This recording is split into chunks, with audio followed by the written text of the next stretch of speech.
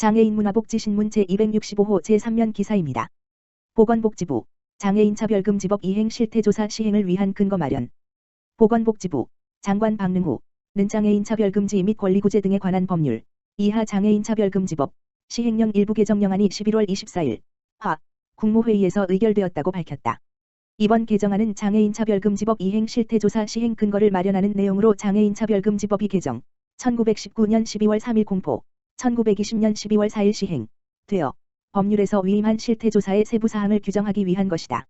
장애인 차별 실태조사의 내용으로 장애인 차별금지법에서 차별을 금지하고 있는 7개 영역, 고용교육 재화와 용역의 제공 및 이용 사법 행정 절차 및 서비스와 참정권 모성 부성권 및 성가족 가정복지시설 건강권, 장애 여성 및 장애 아동 등을 규정하였으며 조사 방법은 장애인 차별금지법의 이행 주체가 광범위하여 대표성 있는 실태조사가 가능하도록 표본조사로 실시하되 필요한 경우에는 전수조사를 실시할 수 있도록 규정하였다. 또한 장애인 차별 실태조사의 결과를 복지부 홈페이지에 공표하도록 규정하여 정보 공개를 통해 장애인 차별 실태가 효과적으로 개선될 수 있도록 근거를 마련하였다. 보건복지부 신용호 장애인권익지원과장은 이번 시행령 개정을 통해 장애인 차별 실태조사를 내실화하고 차별 실태와 관련한 기초자료를 확보함으로써 장애인 차별 해소를 위한 정책 수립 및 시행에 활용할 것으로 기대한다라고 밝혔다. 대한장애인 체육회 전국장애인 체육시설의 범용 스포츠 휠체어 170대 지원. 대한장애인 체육회 회장 이명호 가 전년도에 이어 국민참여 예산 별표 사인 사업인 스포츠 휠체어 보급 사업 별표 사인을 통해 다종목에 활용할 수 있는 범용 스포츠 휠체어 170대를 전국 15개 시도, 일선 장애인 체육시설 49개소에 보급한다.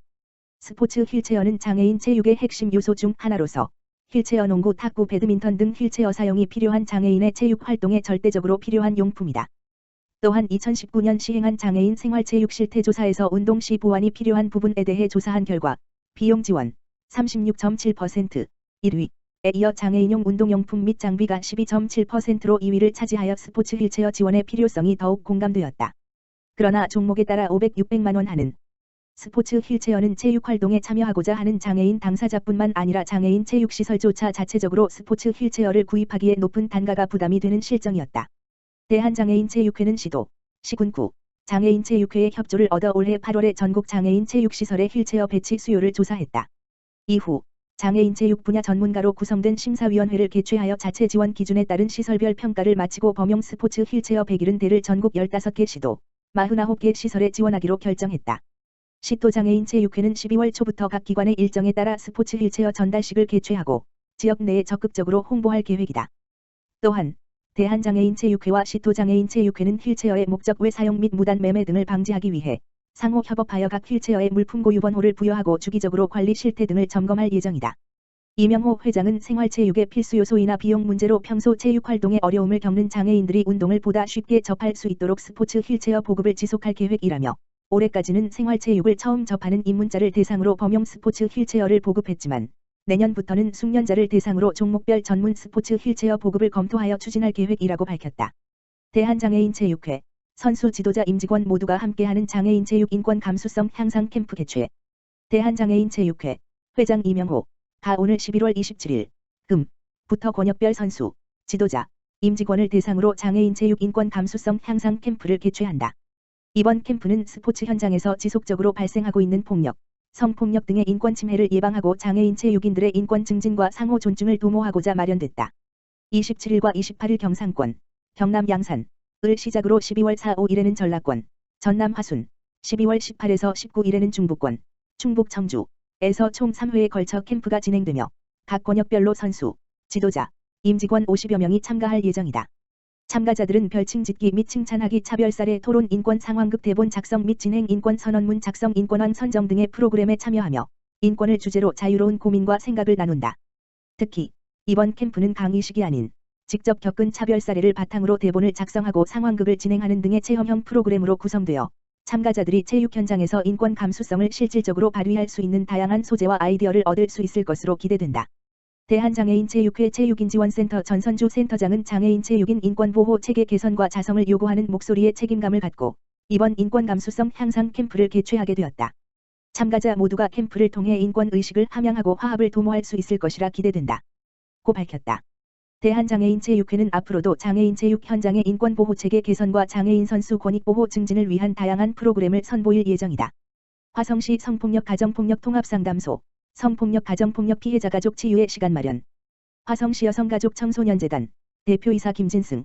화성시 성폭력 가정폭력 통합상담소는 화성시와 관내 경찰서의 협조로 성폭력 가정폭력 피해자와 가족들을 대상으로 집단상담 프로그램을 운영하였다고 전했다. 지난 20일부터 1박 2일간 화성 제부도 글램V 글램핑장에서 진행된 이번 프로그램은 성폭력 가정폭력으로 인해 손상된 심신을 회복하기 위해 개인 상담과 집단 상담을 통한 정서적, 심리적 치료를 진행했다. 상처를 주고받은 가족들이 서로 마주하며 고통과 아픔을 나눴으며 가족 산책, 가족 홈파티 등 다양한 활동을 통해 분노 감정을 덜어내고 내 삶의 주인공이 되기 위해 꿈을 설계하는 치유의 시간을 가졌다. 화성시 성폭력 가정폭력 통합상담소는 지역 내 성폭력 가정폭력 예방을 위한 교육에 더욱 힘쓰고 피해자의 빠른 회복을 위한 상담과 지원을 위한 상담소 운영 활성화로 건강하고 안전한 화성시를 만들기에 힘을 보태고 있다. 또한 11월 23일부터 28일까지 2020년 성폭력 가정폭력 추방주간 행사를 진행하여 여성과 아동, 장애인, 노인 등 사회적 약자에 대한 폭력, 혐오, 성차별 등을 근절하고 지역사회가 집단지성을 행사할 수 있도록 인식 개선 활동 및 관련 행사를 계획하고 있다. 자세한 문의는 지역번호 031-378-5641-5 화성시 성폭력 가정폭력 통합상담소로 하면 된다. 포천시 2021년도 본예산 8,187억 원 편성. 포천시는 2021년도 산림 규모로 8,187억 원을 편성해 예산안을 포천시의회에 제출했다. 이는 올해 본예산 7,729억 원보다 6% 정도가 증가한 규모이다. 시가 제출한 예산안을 살펴보면 일반회계는 총 7,409억 원으로 주요 세입 재원은 지방세 1,323억 원, 세외 수입 471억 원 등 자체 재원 1,794억 원, 지방교부세 2,363억 원, 조정교부금 892억 원, 국도비 보조금 2,360억 원 등 의존 재원 5,615억 원을 편성했다. 내년도 예산안은 확장적, 전략적 재정 운용을 기본 방향으로 지출 구조 조정을 실시하여 가용재원을 최대한 확보하고 정확한 세수 추계를 통해 세입을 확충하는 한편 주민 참여 및 공개를 통한 투명성 강화에 중점을 두고 편성했다. 2021년도 주요 신규 편성 사업은 아래와 같다. 대쉬 일동권역 청소년 및 지역 주민들의 문화체험 휴식 소통을 위한 일동 청소년 문화의 집 복합 커뮤니티 센터 건립 9억 9천만 원, 총 사업비 113억 원. 대쉬 교육문화체육공원 인프라를 확충하여 시민들의 주거환경 개선을 위한 태봉공원 민간공원 조성 특례사업 보상 170억 4천만 원, 총 보상비 262억 원. 대쉬 접경지역 주민들의 연료비 부담 완화를 위한 특수상황지역 LPG 배관망 설치 19억 4천만 원, 총 사업비 20억 원. 대쉬 급증하는 교통량을 분산하여 정체 구간을 해소하고 도심권 연계망을 정비하여 지역 간 원활한 소통을 위한 세종 물결표 쌓인 포천 고속도로 선단 IC 연결도로 확보장 52억 7,500만 원, 총 사업비 210억 원. 대쉬 교통체증 해소 및 균형 발전을 통한 지역경제 활성화를 위한 소흘 도시계획도로 대로 2 대쉬 소흘 1, 송우중 물결표 쌓인 통일대, 개설 32억 원, 총 사업비 400억 원.